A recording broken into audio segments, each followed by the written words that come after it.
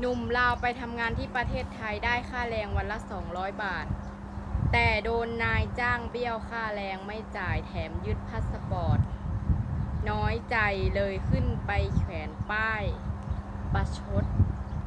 สมัยนี้แล้วยังมีอยู่บ่ค่าแห้ง200 บาทไผแน่ยังได้ค่าแห้งต่ำขันต่ำกับ400 บาทแม่นบ่ทุกคนและยึดพาสปอร์ตนี่มีความผิดแห้งบ่ไผหูบอกในเด้อปัญญาอ่อนแค่คะแนน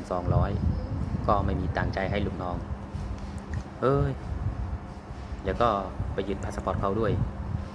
นะไอ้ที่น้องผู้หญิงที่เขาพูดนะเขาเป็นคนลาวเฮ้ย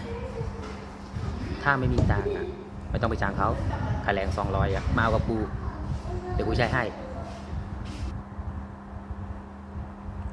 โอ้โหนะท่านผู้ชมหนุ่มเขมรนะครับบอกว่า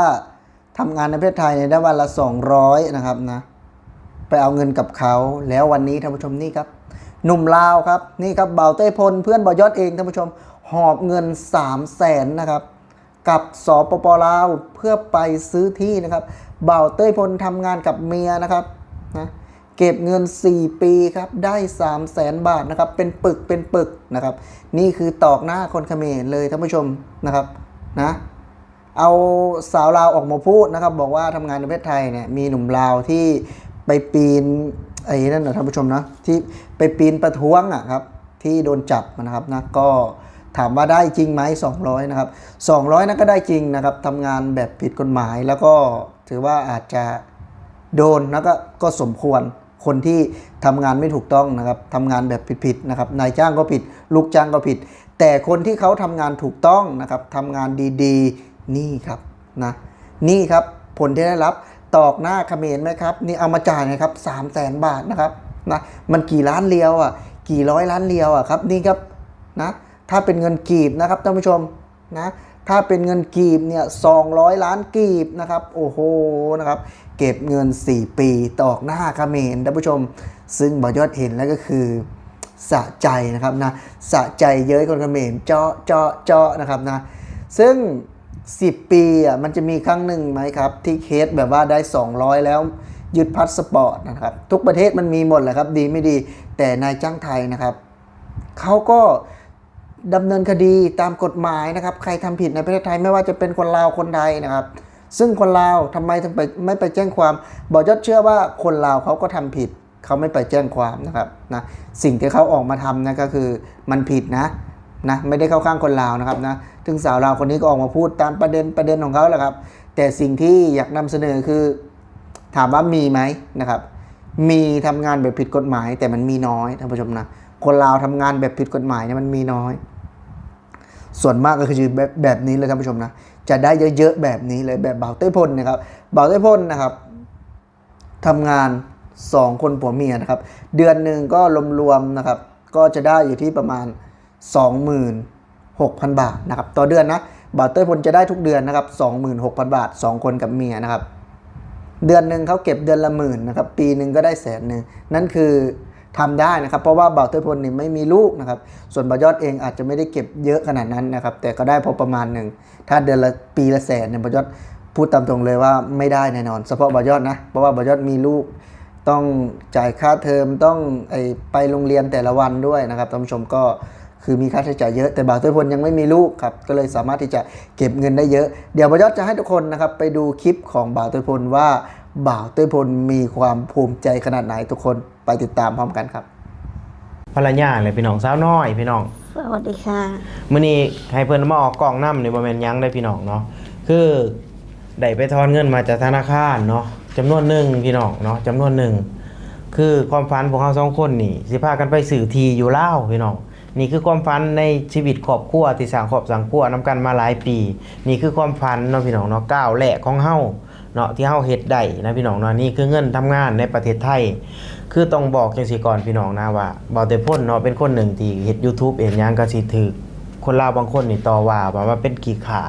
มาเป็นทาสคนไทยนะมาเป็นขี้ข่าคนไทยเนาะพี่น้องเนาะบ่าวแต่พ้นก็สิถูกมองว่าเป็นบักงัวลืมตีนจังซี่ก็สิถูกคนดูถูกนะพี่น้องนะแต่มื้อนี้คือพวกเขา2 คนนี่บ่ได้อยากเอามาอวดหรือว่ามาอีหยังดอกพี่น้องแต่อยากให้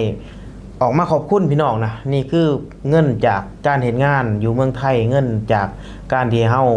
มาเพิ่งพาอาศัยประเทศไทยนะแผ่นดินที่ให้โอกาสแผ่นดินที่ให้ความหวังพวกเฮาสองคนเนาะคือนี่แหละพี่น้องนะความขยันความอดทนว่าแต่พ้นว่ามันบ่เคยทำลายไผดอกพี่น้องเนาะมันบ่เคยทำลายไผดอกนี่คือความเป็นจริงพี่น้องนะเงินก้อนนี้พี่น้องนะเฮาก็สิไปซื้อที่เนาะเลือกจากหันเฮาก็สิซื้อเสาซื้อหยังไว้เฮ็ดเรือนเฮ็ดบ้านพี่น้องก็สิกลับมาสู่งานสู่การต่อในเมืองไทยต่อพี่น้องว่าแต่พ้นก็สิกลับวันที่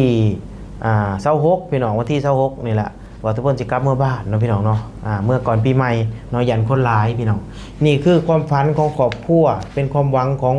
คนในครอบครัวเฮาว่าซั่นเถาะพี่น้องว่าทุกคนกับเมียเนี่ยก็บ่เคยได้จับเงินหลายปานนี้จักเทื่อเลยพี่น้องได้ก็หลายอยู่ครั้งแรกที่ได้จับก็ดีใจขนาดพี่น้องได้ไปถอนเงินมาแล้วก็นี่คือส่วนหนึ่งเนาะส่วนหนึ่งที่ว่าแต่เพิ่นออกมาให้พี่น้องเบิ่งนะเนาะก็อยากให้พี่น้องอยาก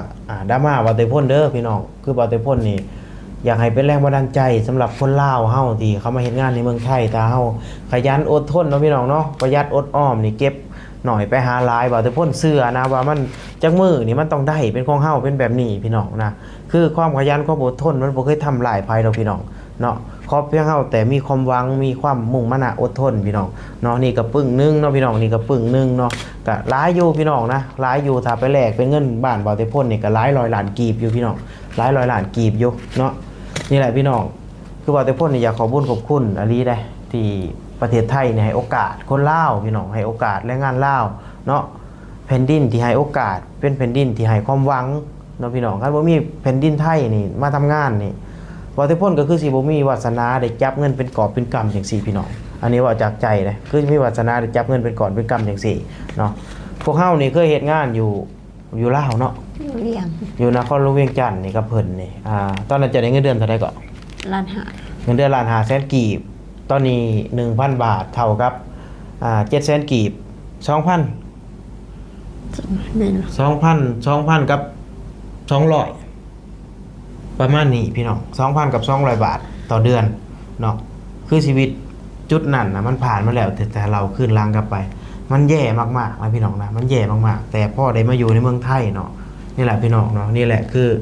นำผักนำแห้งเนาะที่พวกเฮานี่ทำงานในเมืองไทยพี่น้องเนาะพวกเฮาเก็บหอมรอมริบแล้วก็สิไปซื้อที่ซื้อดินซื้อดอนไว้เพื่อไปสร้างอนาคตสร้างความฝันพี่น้องอันนี้บ่แม่นว่าเอามาอวดเอามาอีหยังพี่น้องเอามาอยากขอบคุณ FC หรือว่าคนที่เบิ่งคลิปบ่แต่พ้นหรือว่าขอบคุณพ่อแม่พี่น้องที่มาให้กำลังใจแต่พ้นเนาะพี่น้องเนาะนี่แหละเงินจากการทำงานพี่น้องถึงแม้ว่าสิบ่หลวงบ่หลายสำหรับคนอื่นแต่สำหรับพวกเฮาสองคนนี่คือหลายอีหลีเด้ ลายเฮง หลายอีหลีขนาดได้พี่น้องเด้หลายขนาดเด้เพราะว่าชีวิตคนบ้านนอกคนหนึงอ่ะถ้าว่าสิได้จับเงินไปสิมันบ่มีโอกาสพี่น้องเนาะมีความลำบากมีความทุกข์ถ้าเห็นคนที่มีเงินหลายๆปานนี้นอกจากเพิ่นไปขายที่ขายงัวขายหยังจังซี่เพิ่นอาจจะได้แบบนี้แต่ถ้าว่าทำงานจังซี่มันบ่มีโอกาสนั่นพี่น้องนะสำหรับครอบครัวบ่าวแต่พ้นหรือว่าชีวิตของบ่าวแต่พ้นเนาะอันนี้เฮาบ่ได้เว้าถึงคนลาวคนอื่นพี่น้องนะคือบ่าวแต่พ้นนี่ก็โดนดูถูกแน่ว่าเป็นบักขี้ข่าบักทาสคนไทยบักเกิดหยังบักงัวลืมตอกลืมตีนคือโดนดูถูกนะบางเทื่อก็บอกบ้านนอกจังซั่นจังซี่คือบ่าวแต่พ้นนี่ก็เฮ็ดคลิปลงช่อง YouTube เนาะก็ขอบคุณเด้อพี่น้องที่เข้ามาให้กำลังใจเข้ามาซัพพอร์ตเนาะมาเบิ่งคลิปมากดไลค์กดแชร์ให้เนาะเด็กหน่อยบ้านนอกคนหนึงพี่น้องตามหาความฝันเนาะตามหาความฝันเนาะคิดอยากได้คิดอยากมีคือเพิ่นเนาะเอาเหือเอาแห้งมาแลกเอาเนาะพี่น้องเนาะก็แบบว่าเอาความแบบจริงใจแล้วความขยันอดทนของเฮาแหละความดูความหมั่นนั่นแหละเอาเหงื่อเอาหยันเหงื่อแรงกายนี่แลกเป็นเงินเป็นคำพี่น้องย้อนว่าเฮาบ่มีความรู้เนาะบ่มีความรู้มีความสามารถเนาะก็ยังว่าโชคดีที่มีประเทศไทยติดกับประเทศลาวพี่น้องเนาะอันนี้ก็ขอบคุณอลีพี่น้องขอบใจอลี